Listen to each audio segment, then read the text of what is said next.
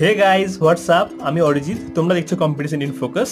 এটা আমাদের important topic on the constitution, যেটা তোমাদের পরীক্ষার জন্য ভীষণ ইম্পর্টেন্ট, কারণ কনস্টিটিউশন থেকে প্রতি বছর প্রচুর কোশ্চেন আসে, তাই না? তাই আমি অর্গানাইজড ওয়েতে একটা কনস্টিটিউশনের সিরিজ বার করেছি। পার্ট 1টা আমি অলরেডি বানিয়েছি, আজকে পার্ট 2টা তোমরা দেখে নিও অবশ্যই, ঠিক আছে না? পার্ট 2 যারা দেখছো তারা পার্ট 1 অবশ্যই দেখো, ঠিক আছে? চলো প্রথম জিনিস দেখা যাক, যেটা হচ্ছে ইন্টারিম গভর্নমেন্ট, ঠিক আছে? আমি আগে সেটা অনেক কিছু ডিসকাস করেছি। ইন্টারিম গভর্নমেন্ট হচ্ছে অন্তর্বর্তীকালীন সরকার। এটা কবে ফর্ম হয়েছিল, যেটা প্রচুর পরীক্ষায় আসে। অন্তর্বর্তীকালীন সরকার গঠিত হয়েছিল আমাদের 1946 সালের 1946-এ। কবে? 1946-এর 2 সেপ্টেম্বর, 2 সেপ্টেম্বরে। এবং এটা কাদের নিয়ে গঠিত হয়েছিল আমি আগে মানে সেটা ডিসকাস করেছি আগের পার্টে, যে যারা কনস্টিটিউয়েন্ট অ্যাসেম্বলিতে যারা নির্বাচিত হয়েছিলেন, যেসব মেম্বাররা, তাদের নিয়েই একটা অন্তর্বর্তীকালীন সরকার গঠিত হয়েছিল। এবং এই অন্তর্বর্তীকালীন সরকারের কাজ ছিল যে আমাদের যে ব্রিটিশ যে গভর্নমেন্ট, একে ব্রিটিশ গভর্নমেন্ট তো অবশ্যই আমি বলছি, ব্রিটিশ ইন্ডিয়া, যেটা আমাদের তখনও ইন্ডিপেন্ডেন্ট হয়নি, ব্রিটিশ ইন্ডিয়া, এই ব্রিটিশ ইন্ডিয়াকে যে ইন্ডিপেন্ডেন্ট একটা স্টেট হিসাবে, ইন্ডিয়া হিসাবে, মানে হচ্ছে কি ট্রান্সফর্ম করার জন্য ব্রিটিশ গভর্নমেন্টকে অ্যাসিস্ট করা, এদের সাহায্য করা ছিল এই ইন্টারিম গভর্নমেন্টের কাজ, ঠিক আছে? ব্রিটিশ গভর্নমেন্টের সঙ্গে কোঅপারেট করা। এবং তোমাদের মানে এটা বলে রাখা উচিত যে ইন্টারিম গভর্নমেন্ট যেটা আমাদের ফর্ম হয়েছিল, এর কিন্তু বিভিন্ন মেম্বার ছিল, যে মেম্বারগুলো কিন্তু বিভিন্ন ইম্পর্টেন্ট পোর্টফোলিও হোল্ড করতেন, যেমন Jawaharlal Nehru, Sardar Vallabhbhai Patel, doctor Rajendra Prasad, doctor John মাথাই, ঠিক আছে, অনেকে, সর্দার ভাইদেব সিং, এরা অনেকে হচ্ছে বিভিন্ন ইম্পর্টেন্ট পোর্টফোলিও এরা কিন্তু হোল্ড করতেন। এবং অ্যাকচুয়ালি এরা ইম্পর্টেন্ট পোর্টফোলিও হোল্ড করলেও, sorry for the interruption guys, তো ওনারা ইম্পর্টেন্ট পোর্টফোলিও হোল্ড করলেও কিন্তু এনারা অ্যাকচুয়ালি কিন্তু মেম্বার ছিলেন, কিসের মেম্বার ছিলেন? ভাইসরয়, যিনি ভাইসরয় ছিলেন, ভাইসরয়ের যে এক্সিকিউটিভ কাউন্সিল, সেই কাউন্সিলের এনারা মেম্বার ছিলেন, ঠিক আছে? যারা বিভিন্ন পোর্টফোলিও হোল্ড করতেন ইন্টারিম গভর্নমেন্টের, ঠিক আছে? আচ্ছা, তো ভাইসরয়ের এক্সিকিউটিভ কাউন্সিলের এনারা মেম্বার ছিলেন। এবং এনারা সব থেকে যেটা বড় কথা, এই যে এক্সিকিউটিভ কাউন্সিলের হেড ছিলেন কিন্তু ভাইসরয় নিজে। এবং জওহরলাল নেহেরু, ঠিক আছে, জওহরলাল নেহেরু ছিলেন আমাদের যে এক্সিকিউটিভ কাউন্সিল, তার ভাইস প্রেসিডেন্ট, ঠিক আছে না? ভাইস প্রেসিডেন্ট ছিলেন জওহরলাল নেহেরু। আচ্ছা, এটা মনে রাখো, এটা কিন্তু অন্তর্বর্তীকালীন সরকারের কথা আমি বলছি। আচ্ছা, আর দুটো জিনিস বলে রাখি, কিছু ইম্পর্টেন্ট পোর্টফোলিও জওহরলাল নেহেরু, ঠিক আছে, জওহরলাল নেহেরু যে ইম্পর্টেন্ট পোর্টফোলিও হোল্ড করতেন সেটা ছিল এক্সটার্নাল অ্যাফেয়ার। অন্তর্বর্তীকালীন সরকারে কিন্তু উনি কিন্তু স্বাধীন ভারতের প্রথম প্রধানমন্ত্রী ছিলেন, ঠিক আছে না? এক্সটার্নাল অ্যাফেয়ার এবং কমনওয়েলথ, ঠিক আছে, ঠিক আছে, ইনি এই পোর্টফোলিও হোল্ড করতেন। এবং সর্দার বল্লভভাই প্যাটেল, ইনি যে পোর্টফোলিও হোল্ড করতেন, তিনি ছিলেন হোম মিনিস্টারের যে কাজকর্ম সেগুলো উনি হোল্ড করতেন, ইনফরমেশন এবং ব্রডকাস্টিং, ঠিক আছে, এই তিনটে পোর্টফোলিও উনি হোল্ড করতেন। এবং ডক্টর রাজেন্দ্র প্রসাদ, এটাই লাস্ট, ডক্টর রাজেন্দ্র প্রসাদ, আরও অনেকে আছে, বাট তিনটে ইম্পর্টেন্ট। ইনি হোল্ড করতেন ফুড আর এগ্রিকালচার, এই ডিপার্টমেন্ট হোল্ড করতেন ভাইসরয় এক্সিকিউটিভ কাউন্সিলে, ঠিক আছে না? ফুড আর এগ্রিকালচার। আচ্ছা, এটুকু মনে রেখো। আচ্ছা, প্রিএম্বল অফ দ্য কনস্টিটিউশন, ঠিক আছে, এটা হচ্ছে কি আমাদের সংবিধানের প্রস্তাবনা। এবং তোমাদের যেটা বলে রাখা উচিত, এই সংবিধানের প্রস্তাবনা হচ্ছে কি আমাদের ইন্ট্রোডাকশন। একটা ইন্ট্রোডাকশন হয় না বিভিন্ন, তোমরা যখন প্যারাগ্রাফ বা আমরা যখন লিখি, যে ইন্ট্রোডাকশনটা একটা জাস্ট গুড স্টার্ট করে জিনিসটাকে। তো ইন্ট্রোডাকশন হচ্ছে কি আমাদের যে প্রিএম্বল, সংবিধানের প্রস্তাবনা, এটা হচ্ছে আমাদের সংবিধানের একটা, বলতে পারো কি, জাস্ট একটা ইন্ট্রোডাক্টরি পার্ট বলতে পারো। এবং এটার ওপর বেস করেই কিন্তু অ্যাকচুয়ালি সংবিধানটা রচিত হয়েছে, ঠিক আছে? আচ্ছা, আমাদের যে সংবিধানের যে প্রস্তাবনা, এর যে ধারণা গৃহীত হয়েছে, এটা হয়েছে কি constitution of USA, United states of আমেরিকার যে সংবিধান, সেখান থেকে আমরা এই ধারণা পেয়েছি। এটা প্রচুর কোশ্চেনে আসে যে ভারতের ভারতের সংবিধানের এই ধারাটা কোন সংবিধান থেকে গৃহীত হয়েছে, এই ধারাটা কোন দেশের সংবিধান থেকে গৃহীত হয়েছে, এটা কোন দেশের সংবিধান থেকে গৃহীত হয়েছে। এটা কিন্তু প্রচুর কোশ্চেনে আসে, আমরা এটা দেখবো, অবশ্যই দেখবো নিচের কোশ্চেনে। তার আমি তোমাদের এটা জাস্ট বলে দিলাম, ঠিক আছে না, প্রিয়াম্বলটা। এখন তোমরা স্ক্রিনে দেখতে পাচ্ছ হয়তো আমাদের সংবিধানের যে প্রস্তাবনা, সেটা তোমাদের স্ক্রিনে এসছে। এখন তোমরা স্ক্রিনে দেখো যে আন্ডারলাইন করা যেটা পোর্শন আছে না, সোশ্যালিস্ট এবং সেকুলার এবং ইন্টিগ্রিটি, যে 3টে পোর্শন আন্ডারলাইন করা আছে, এই 3টে পোর্শন আমাদের সংবিধানের কিন্তু প্রথমে পর্যায়ে ছিল না। এটা আমাদের সংবিধানের যে 42তম যে কনস্টিটিউশনাল অ্যামেন্ডমেন্ট,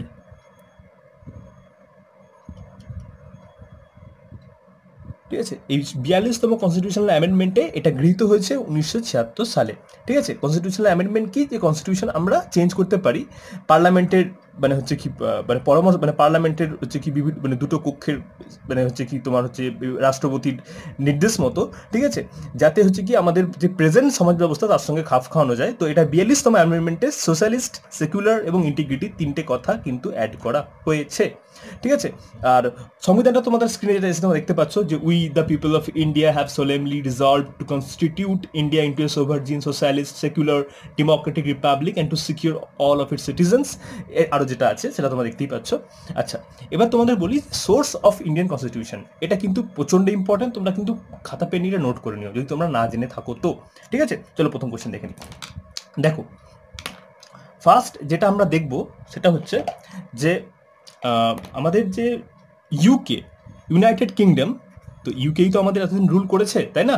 তো ব্রিটেন, তো ইউকের যে সংবিধান, এখান থেকে আমাদের অনেক কিছু জিনিস নেওয়া হয়েছে ইউকের সংবিধান থেকে। কী কী নিয়েছি আমরা দেখে নেওয়া যাক। ক্যাবিনেট সিস্টেম আমরা নিয়েছি, অনেক কিছু কিন্তু নেওয়া হয়েছে, আমি কিন্তু শুধু ইম্পর্টেন্টগুলো বলবো যেগুলো পরীক্ষায় আসে। ক্যাবিনেট সিস্টেম আমরা নিয়েছি ইউকে থেকে, যে আমাদের যে ক্যাবিনেট সিস্টেম, মন্ত্রিসভার যে যেরকম ব্যবস্থাটা, সেটা আমরা ইউকে থেকে নিয়েছি। তারপরে কী কী নিয়েছি, আমরা নিয়েছি পার্লামেন্টারি গভর্নমেন্ট, ঠিক আছে, পার্লামেন্টারি গভর্নমেন্ট এর যে ব্যবস্থাটা আমরা সেটা ইউকে থেকে গ্রহণ করেছি অবশ্যই। বাইক্যামেরাল পার্লামেন্ট, আমি বলে দিচ্ছি বাংলায়। বাইক্যামেরাল পার্লামেন্ট হচ্ছে যে আমাদের সংবিধানে না দুটো হাউস আছে, আপার হাউস যেটাকে বলা হয় রাজ্যসভা, কাউন্সিল অফ স্টেটস, আর লোয়ার হাউস যেটা হচ্ছে কি আমাদের লোকসভা। ঠিক আছে, এখন এই লোকসভা রাজ্যসভা আমাদের সংবিধানের দুটো কক্ষ। ঠিক আছে, লোকসভাকে বলা হয় লোয়ার হাউস আর রাজ্যসভাকে বলা হয় আপার হাউস। তো এই রাজ্যসভা লোকসভা এই দুটো কক্ষ নিয়ে আমাদের সংবিধান গঠিত, তাই আমাদের সংবিধানের নাম হচ্ছে বাইক্যামেরাল পার্লামেন্ট। অনেক সংবিধান হয় কি ইউনিক্যামেরাল, ঠিক আছে, তো যেখানে কি সংবিধানে শুধুমাত্র একটাই কক্ষ থাকে। ঠিক আছে, যেমন চায়নার সংবিধান তুমি যদি লক্ষ্য করো তো এটা দেখতে পাবে যে এদের একটাই কক্ষ আছে, unicameral. Probably correct me if I am wrong, চায়নার সংবিধান ইউনিক্যামেরাল। ঠিক আছে, তো ইন্ডিয়ার অনেক দেশের সংবিধান কিন্তু বাইক্যামেরাল, ইন্ডিয়া তাদের মধ্যে একটা। ঠিক আছে, এটা কিন্তু আমরা ইউকে থেকে নিয়েছি। নেক্সট হচ্ছে কি সিএজি অফিস। আচ্ছা, সিএজি অফিসটা কি? সিএজি অফিসটার ধারণা হচ্ছে মানে যেটা ফান্ডা সেটা হচ্ছে কি, সিএজি হচ্ছে কম্পট্রোলার অ্যান্ড অডিটর জেনারেলের অফিস। আচ্ছা, এখন এই কম্পট্রোলার অডিটর জেনারেলের কাজ কি? আমাদের যে বিভিন্ন গভর্নমেন্ট এবং গভর্নমেন্ট আন্ডারটেকেন যেগুলো বডি আমাদের সংস্থা, তাদের যে খরচা, তাদের যে ব্যয়, এক্সপেন্ডিচার, তারা কোন অর্থ, সরকারি যে বাজেট, সরকারি যে অর্থ তারা কীভাবে খরচা করছে, কোন খাতে কী খরচা করছে, সেটা সিএজি যে কম্পট্রোলার এবং অডিটর জেনারেল তাকে রিপোর্ট করতে হয়। গভর্নমেন্ট তাকে রিপোর্ট করে এবং সিএজি সেটাকে অডিট করে। ঠিক আছে, তো এটা সিএজির কাজ, এটা আমরা নিয়েছি ইউকে থেকে। আচ্ছা, সিঙ্গেল সিটিজেনশিপ হচ্ছে আমাদের মানে ইন্ডিয়ার একটা রুলটা কি, যে তুমি যদি ইন্ডিয়ার সিটিজেন হও, তুমি কিন্তু মানে উল্টোভাবে বলি, তুমি যদি অন্য কোনো মানে দেশের সিটিজেনশিপ গ্রহণ করো, হ্যাঁ, তারা যদি তোমাকে অফার করে বা তুমি যদি স্বেচ্ছায় গ্রহণ করো, তাহলে তুমি কিন্তু ইন্ডিয়া সিটিজেন থাকতে পারবে না। ইন্ডিয়া ডুয়েল সিটিজেনশিপ অ্যালাউ করে না, নো ডুয়েল সিটিজেনশিপ। ঠিক আছে না? তুমি দেখবে অক্ষয় কুমার, যিনি আমাদের বলিউড অ্যাক্টর, তিনি কিন্তু অ্যাকচুয়ালি কানাডিয়ান সিটিজেন, তিনি কিন্তু ইন্ডিয়ান সিটিজেন নন। ঠিক আছে, কারণ কি, ইন্ডিয়া গভর্নমেন্ট কিন্তু ওনাকে সিটিজেনশিপ প্রোভাইড করেনি। উনি কিন্তু ইন্ডিয়ান গভর্নমেন্টের অনেক মানে কনস্ট্রাকটিভ কাজকর্মে থাকেন, কিন্তু ইন্ডিয়ান গভর্নমেন্ট কিন্তু ওনাকে সিটিজেনশিপ প্রোভাইড করেনি, কারণ আমাদের পার্লামেন্ট সেটাকে অ্যালাউ করে না, আমাদের সংবিধান সেটাকে অ্যালাউ করে না। ঠিক আছে, তো সিঙ্গেল সিটিজেনশিপ এটা ইউকে থেকে নেওয়া। আচ্ছা, নেক্সট হচ্ছে ইউএসএ থেকে, এগুলো ইম্পর্টেন্ট টপিক বললাম, হ্যাঁ, জাস্ট ইউএসএ থেকে আমরা কী কী নিয়েছি। ইউএসএ থেকে আমরা নিয়েছি রিটেন কনস্টিটিউশন, আমাদের সংবিধান না লিখিত। ঠিক আছে, রিটেন কনস্টিটিউশন, এই লিখিত সংবিধান আমরা নিয়েছি ইউএসএ থেকে। আচ্ছা, vice president as the ex officio chairman of upper house, এটা আমি সংক্ষেপে বলে দিচ্ছি, যে আমাদের যে vice president M Venkaiah Naidu বর্তমানে, ইনি হচ্ছেন আমাদের রাজ্যসভা, যেটা আমাদের পার্লামেন্টের আপার হাউস, তার চেয়ারম্যান। ঠিক আছে, এখন উনি চেয়ারম্যান এরকম নন, যে ভাইস প্রেসিডেন্ট হবে সেই চেয়ারম্যান হবে, এটা এক্স অফিসও বলা হয় ওই জন্য। ঠিক আছে না, এক্স অফিসও। এক্স অফিসিও, ঠিক আছে, যে হবে সেই চেয়ারম্যান। এই ভাইস প্রেসিডেন্ট পদটা হচ্ছে ওই চেয়ারম্যান হবে। তো এটা আমরা নিয়েছি ইউএসএ থেকে, ঠিক আছে। আচ্ছা, ফান্ডামেন্টাল রাইটস, আচ্ছা, ফান্ডামেন্টাল রাইটসের যে গল্পটা, যে আমাদের কিছু যে ফান্ডামেন্টাল রাইটস আছে সেগুলো কিন্তু আমরা নিয়েছি ইউএসএ থেকে। এখন ফান্ডামেন্টাল রাইটস কি অবশ্যই জানা উচিত। যেমন রাইট টু ইকুয়ালিটি, পরীক্ষা আসে, এমন না আমি বলছি, রাইট টু ইকুয়ালিটি, ঠিক আছে, সমতার যে অধিকার, এটা একটা fundamental right. Right two freedom, আমি গোটাটা লিখছি না, রাইট টু ফ্রিডম এটা একটা fundamental right. Right against exploitation, শোষণের বিরুদ্ধে যে আমাদের সোচ্চার হওয়ার অধিকার, ঠিক আছে না, এটা আমাদের একটা ফান্ডামেন্টাল রাইট। আচ্ছা, right of freedom of religion মানে কি, যে আমরা যে কোনো ধর্ম আমরা স্বেচ্ছায় গ্রহণ করতে পারি, ঠিক আছে না, গিভেন আমরা যে কোনো ধর্ম চারণ করতে পারি আমাদের স্বেচ্ছা মতো। আচ্ছা, কালচারাল অ্যান্ড এডুকেশনাল রাইট, আমরা শিক্ষাগত এবং হচ্ছে কি আমাদের সংস্কৃতিগত যে আমাদের রাইট এডুকেশনাল, সেটা আমরা নিতে পারি। আচ্ছা, রাইট টু কনস্টিটিউশনাল রেমিডিজ, আচ্ছা, সংবিধান কে রেমিডি করা যেতে পারে, ঠিক আছে না। তো এটা একটা রাইট আছে। তো এতগুলো রাইট আছে আমাদের হচ্ছে কি ফান্ডামেন্টাল রাইটের মধ্যে পড়ে, এটা জেনে রাখা অবশ্যই উচিত, কারণ পরীক্ষা দেয় এর মধ্যে কোনগুলি ফান্ডামেন্টাল রাইট নয় বা কোনগুলি ফান্ডামেন্টাল রাইট, তখন কিন্তু মুশকিল হয়ে যায় না জানলে, ঠিক আছে। নেক্সট কোয়েশ্চেন দেখা যাক। নেক্সট হচ্ছে, তোমরা কিন্তু ভিডিওটা গোটাটা দেখো, ঠিক আছে না, সমস্ত ইনফরমেশন কিন্তু খুব ইম্পর্টেন্ট, যদি জানা থাকে তবু একবার রিভিশন হয়ে যাবে, না জানা থাকলে জানা হয়ে যাবে, ঠিক আছে না। আচ্ছা, তো এটা হচ্ছে ফান্ডামেন্টাল রাইট আমরা নিলাম ইউএসএ থেকে, ফান্ডামেন্টাল রাইট নিয়েছি। সুপ্রিম কোর্ট, এখানে লিখছি, হ্যাঁ, এটা কিন্তু ইউএসএর সুপ্রিম কোর্ট, তোমরা নোট করে নিও, আমাদের সুপ্রিম কোর্ট, এটা কিন্তু আমাদের কনসেপ্টটা ইউএসএ থেকে এসছে। আচ্ছা, প্রভিশন অফ স্টেটস, ঠিক আছে না, বিভিন্ন যে রাজ্য আমাদের আছে, আলাদা আলাদা রাজ্য আছে, ভারতে 29টা রাজ্য আছে, এই যে রাজ্যের যে ধারণা এবং রাজ্যের যে ব্যবস্থাপনা, এটা কিন্তু ইউএসএ থেকে এসছে। আচ্ছা, তারপরে হচ্ছে কি independence of judiciary and judicial review. Independence মানে আমাদের যে জুডিশিয়াল এনকোয়ারি বলো বা জুডিশিয়াল যে রিভিউ বলো, আমাদের যে শাসনগত যে কাজকর্ম বলো, সেটাকে কেউ ইন্টারফেয়ার করতে পারবে না, এটা কিন্তু সম্পূর্ণ ইন্ডিপেন্ডেন্ট, ঠিক আছে না, কোনো সেন্টার বা কোনো স্টেট অথরিটি এটা এর মধ্যে ইন্টারফেয়ার করতে পারে না, ঠিক আছে। তো এটা একটা আছে আমাদের, এটা কিন্তু ইউকে থেকে এসছে। আর প্রিমিয়েবল, যেটা আমি অলরেডি বললাম যে আমাদের সংবিধানের প্রস্তাবনা, এটা আমরা ইউএসএ থেকে নিয়েছি, এটা কিন্তু খুব ইম্পর্টেন্ট, হ্যাঁ, মনে রাখো, ঠিক আছে। নেক্সট আমরা দেখে নেবো যে আমরা ইউএসএসআর, ঠিক আছে না, যেটা আমাদের ছিল সোভিয়েত রাশিয়া, ঠিক আছে না, এই সোভিয়েত রাশিয়া থেকে আমরা কী কী জিনিস নিয়েছি, কী কী জিনিস আমরা অ্যাডপ্ট করেছি ওদের সংবিধান থেকে, সেটা হচ্ছে আমাদের ফান্ডামেন্টাল ডিউটিজ, রাইট। এই ফান্ডামেন্টাল ডিউটিজ আর ফান্ডামেন্টাল রাইটস, এর দুটো কিন্তু এক জিনিস নয়, হ্যাঁ, সে নাম শুনি বুঝতে পারছো। ফান্ডামেন্টাল ডিউটিজের মধ্যে কী কী পড়ে, ফান্ডামেন্টাল ডিউটিজের মধ্যে আমাদের যে জিনিসগুলো পড়ে, সেটা হচ্ছে কি আমরা আমাদের যে সংবিধানকে রেসপেক্ট করব এবং আমাদের ন্যাশনাল ফ্ল্যাগ এবং ন্যাশনাল অ্যান্টিম, জাতীয় পতাকা এবং জাতীয় মানে যে সঙ্গীত বলা হয়, সেটাকে আমরা মেনে চলবো এবং এটা যথাযথ সম্মান করব। আমি এটা বলছি না, বাট এটা মনে রেখো, তাহলেই হবে, ঠিক আছে না, মনে থাকবে, জাস্ট কালটুকুই তো মনে রাখা মানে দরকার তোমাদের, তাই না। আচ্ছা, নেক্সট কি, যে আমরা ভারতের যে সোভার্জিনিটি, সার্বভৌমত্ব, ঠিক আছে না, ইন্টিগ্রিটি এবং হচ্ছে কি ইউনিটি, এটা আমরা সমস্ত দিক থেকে আমরা প্রোটেক্ট করব এবং এটা আমরা আপহোল্ড করব, এটা আমরা তুলে ধরবো সারা বিশ্বের কাছে, ঠিক আছে।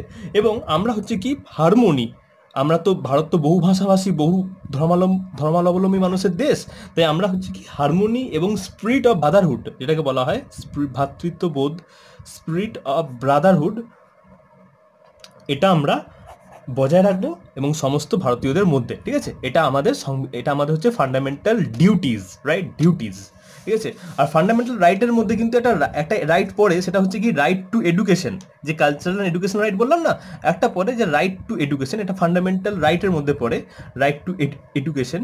এই রাইট টু এডুকেশন কিন্তু একদম মানে এটা অনেকে ভুল ধারণা থাকে যে মানে হচ্ছে কি আজীবন অবধি নয়, 6 বছর থেকে 14 বছর অবধি, হ্যাঁ, এই রাইট টু এডুকেশন, যে 6 বছর থেকে 14 বছর অবধি কাউকে শিক্ষা প্রদান করা, এটা তার রাইট, কাউকে শিক্ষা। এখন ব্যাপারটা হচ্ছে কি, কেউ যদি পিএইচডি করতে চায়, কিন্তু সেটা কিন্তু তার রাইটের মধ্যে পড়ে না, ঠিক আছে। আচ্ছা, নেক্সট হচ্ছে কি আমাদের হচ্ছে কি, এটা তো বললাম যে কোন ইউএসএসআর বললাম না, রাশিয়া থেকে কি কি নেওয়া হয়েছে, মানে সোভিয়েত ইউনিয়ন থেকে, নট রাশিয়া থেকে। আচ্ছা, অস্ট্রেলিয়া থেকে আমরা কি কি নিয়েছি দেখা যাক। অস্ট্রেলিয়া থেকে কি নিয়েছি ইম্পর্টেন্ট জিনিস, যেটা হচ্ছে আমরা কনকারেন্ট লিস্ট। আচ্ছা, কনকারেন্ট লিস্ট কি? কনকারেন্ট লিস্ট হচ্ছে আমাদের সংবিধানের মানে টোটাল 52টা আইটেম আছে, টোটাল 52টা জিনিস আছে, যেটা আমাদের সংবিধানের 7th শিডিউলে দেওয়া আছে। 7th শিডিউলে, এটা মনে রাখবে, কনকারেন্ট লিস্ট সংবিধানের কোন শিডিউলে আছে? 7th শিডিউলে, ঠিক আছে? কনকারেন্ট লিস্ট আমাদের কটা শিডিউল আছে, কটা পার্ট আছে, কটা আর্টিকেল আছে, সব আমি কিন্তু আগে সেটে বলেছি, আগের পার্টে বলেছি, দেখে নিও। হ্যাঁ, তো 52টা আইটেম আছে এবং আমাদের 7th শিডিউলে এটা মেনশন করা আছে। কনকারেন্ট লিস্ট কোনগুলো পড়ে? যেটা হচ্ছে আমাদের যে স্টেট এবং ইউনিয়ন গভর্নমেন্ট, এর দুজনেরই আওতায় পড়ে হচ্ছে কনকারেন্ট লিস্টে থাকা জিনিসগুলো, ঠিক আছে না? 52টা লিস্ট আইটেম আছে এবং কনকারেন্ট লিস্টে থাকা জিনিসগুলো সমস্ত আমাদের স্টেট এবং ইউনিয়ন গভর্নমেন্টের দুজনেরই আওতায় পড়ে, ঠিক আছে? আচ্ছা, আমাকে কনকারেন্ট লিস্টের মধ্যে কী কী পড়ে তোমরা যদি পারো তোমাকে কমেন্টে জানিয়ে দিও, আমি কিন্তু নেক্সট সেটে এটা নিয়ে ডিসকাসও করবো, ঠিক আছে? আচ্ছা, এটা আমরা নিয়েছি কোথা থেকে? অস্ট্রেলিয়া থেকে নিয়েছি। এবং জয়েন্ট সিটিং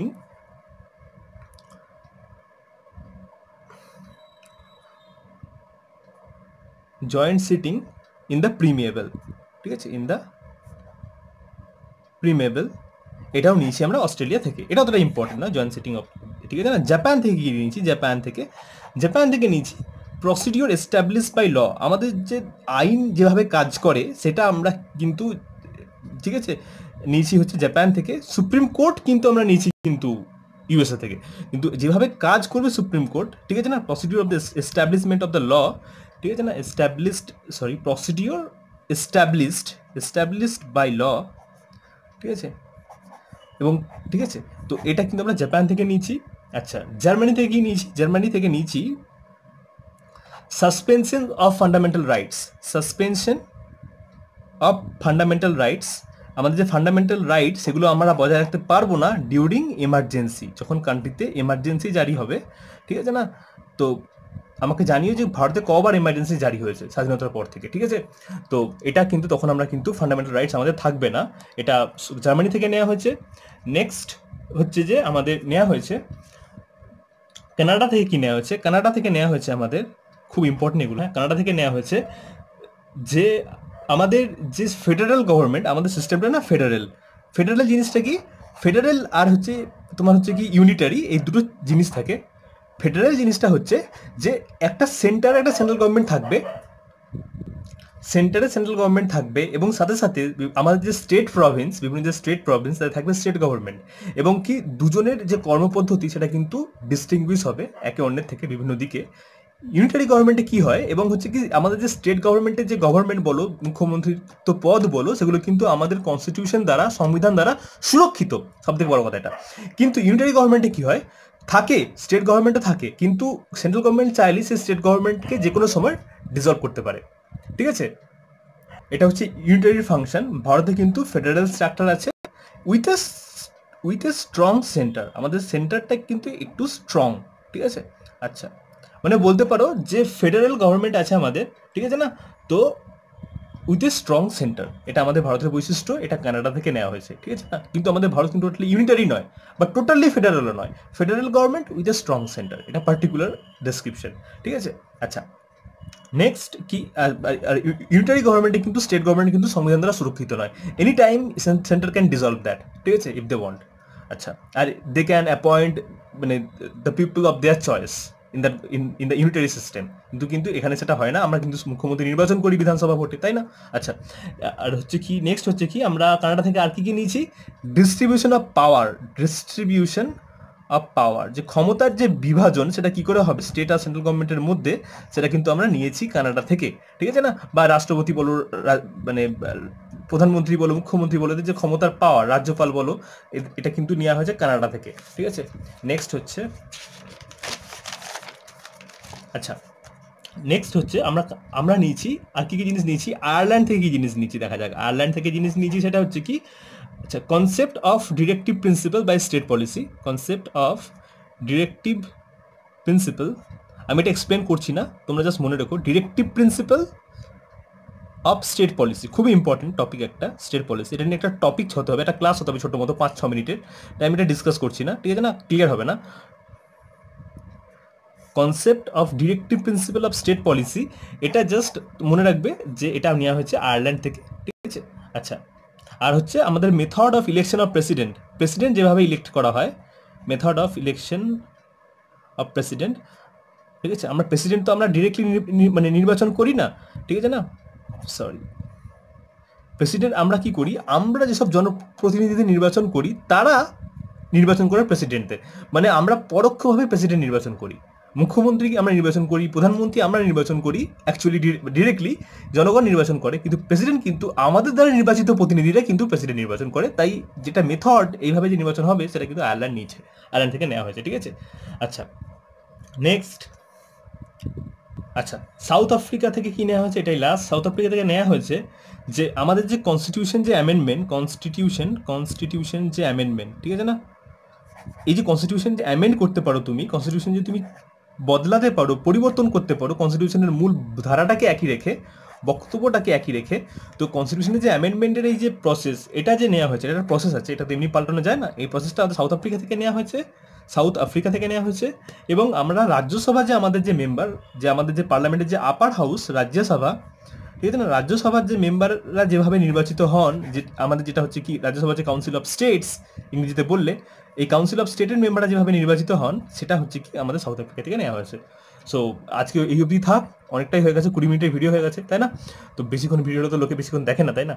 তো guys that's all for today. আমি পার্ট 3 বার করবো, যেখানে আমি বলবো যে কনস্টিটিউশনের যে বিভিন্ন আর্টিকেল আছে, কোন আর্টিকেলের রাইট টু এডুকেশন, আমাদের যে ফান্ডামেন্টাল রাইট, বিভিন্ন রাইটে আছে, বিভিন্ন জিনিস আছে, রাইট আর্টিকেলগুলো ইম্পর্টেন্ট, কিছু কিছু আর্টিকেল, সমস্ত আর্টিকেল নয়, আর্টিকেল তো প্রচুর আছে, কিছু কিছু আর্টিকেল 10-15টা সিলেক্টিভ, ওগুলো আমরা দেখবো নেক্সট সেশনে। তোমরা অবশ্যই সেশনটা দেখো, আজকে আপলোড করবো, ঠিক আছে। Thank you very much for watching.